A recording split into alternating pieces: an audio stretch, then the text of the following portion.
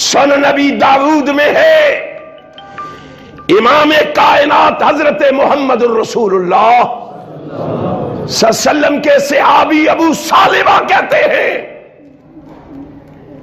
میں ایک غزوے میں رسول اللہ کے ساتھ تھا، نبی کائنات صلی اللہ علیہ وسلم غزوے سے واپس تشریف لا رہے تھے،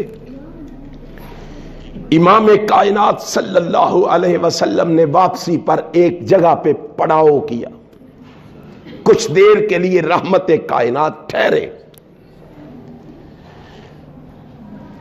نبی کائنات ایک درخت کے سائے کے نیچے آرام فرمانے لگے، صحابہ کو جہاں جہاں جگہ ملی صحابہ بھی ٹھہر گئے، کوئی وہاں سائے میں بیٹھ گیا، کوئی وہاں بیٹھ گیا، کوئی وہاں بیٹھ گیا۔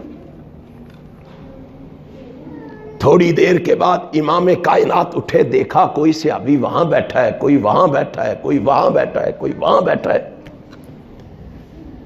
نبی کائنات نے آواز بلند کی، انما ذالکم من الشیطان، آقا فرماتے ہو میرے صحابہ یہ جس طرح تم بکھر کے بیٹھے ہوئے ہو اس طرح بکھر کر بیٹھنا شیطان کا بیٹھنا۔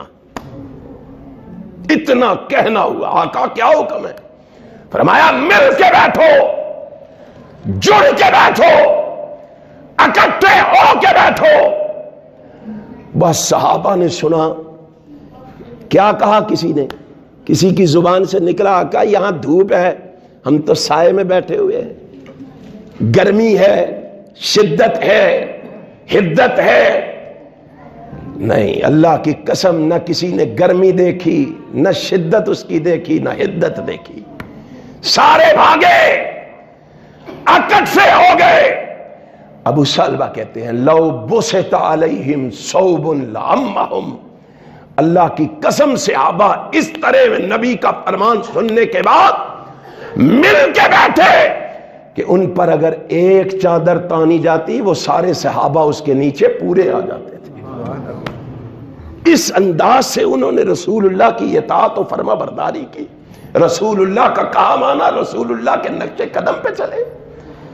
میں اور آپ ذرا سوچیں تو صحیح، محب ہم بھی ہیں، بلکہ ہم کہتے ہیں ہم عاشق ہیں، ہم آگے بڑھنا چاہتے ہیں۔ کیسے عاشق ہو؟ ایک طرف فرمان رسول ہے اور ایک طرف تیری سوچ ہے، فکر ہے، لگن ہے، چاہت ہے، طلب ہے۔